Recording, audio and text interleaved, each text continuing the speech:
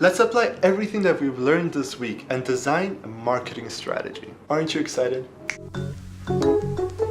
This is a very practical and classical way of doing marketing.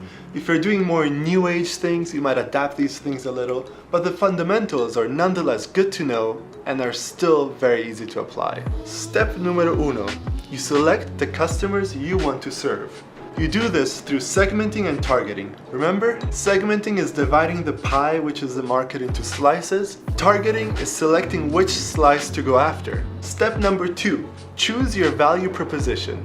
In this step, you have to decide how you will provide most value to your customers. You do this by looking at positioning, which means where your products stand in comparison to competitors.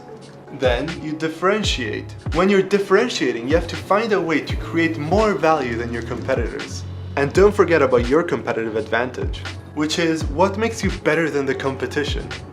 What are you better at? Or maybe competitive advantages? No one's saying that you should only have one. So when you're choosing a value proposition, you're positioning and differentiating your product to play to your strengths. Step number three, choose a marketing management orientation. Here, you're choosing the marketing philosophy that the company will have. Does it ring a bell? Do you remember the 5 marketing concepts? Here's a refresher. I need one too. There's the production concept, the product concept, the selling concept, the marketing concept, and the societal marketing concept. Always forget the bonus one. If you still don't remember them, follow the link and you'll see a video just about that. So choose one philosophy. Step number 4, build profitable customer relationships. Now that we've chosen our target, we have chosen how to address the target, we have even selected our marketing management philosophy. It is time to manage the customers that come in. And we have to do this properly.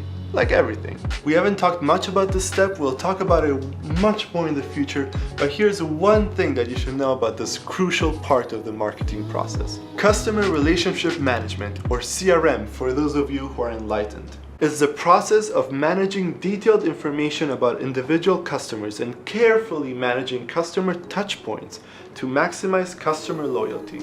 So basically, you should gather as much information about your customers as legally and ethically possible. And then you have to build your experience in a way that locks them in as much as possible.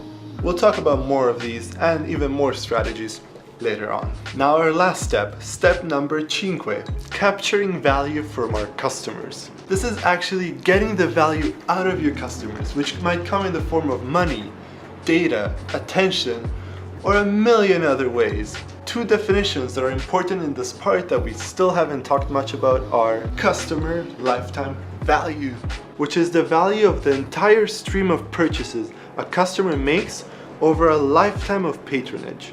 This is actually very important in another step when you're deciding what promotion to do and how much to spend on promotion, because when you factor in the lifetime value of a customer, it allows you to spend way more than you would if it was a one-time purchase. Think about it, the lifetime value of shampoos can be surprisingly high if you consider that people use the same one for years. Another important definition is the share of customer, which is the portion of the customer's purchasing that a company gets in its product categories.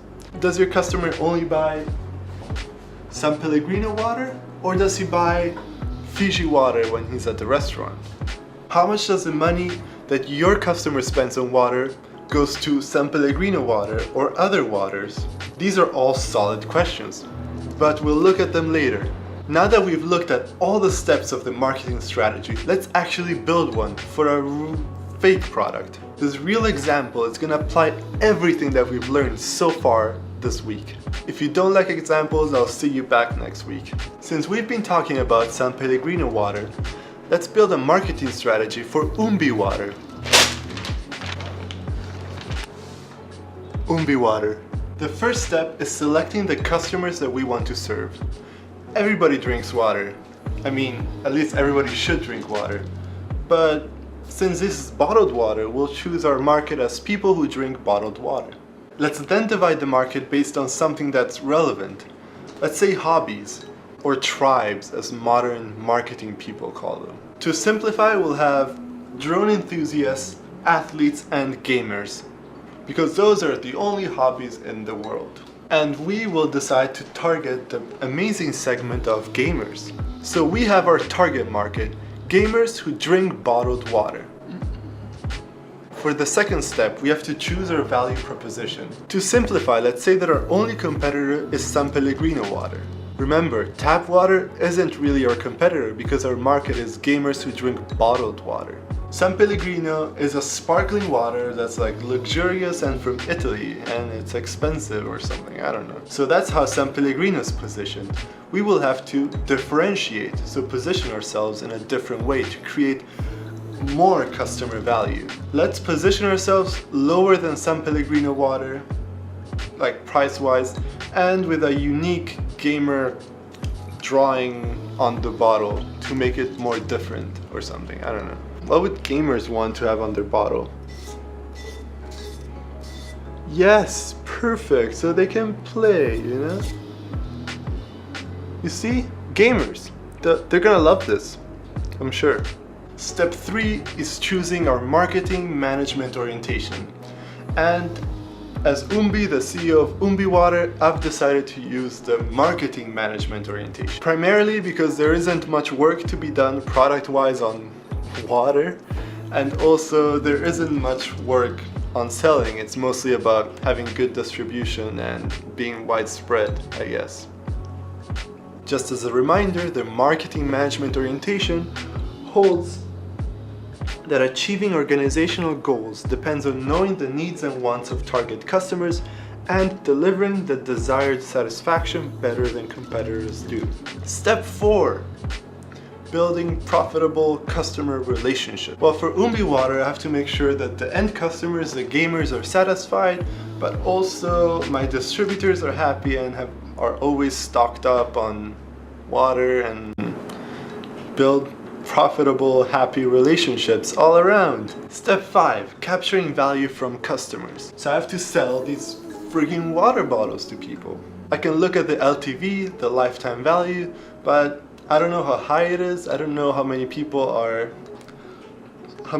locked into a water bottle company. Like, I probably think they switch around pretty often, but don't quote me on this, I'm not an expert. I can also look at the share of my market, which in this case, since our only competitor is San Pellegrino water, it would probably be pretty high, I'm assuming, unless we really suck.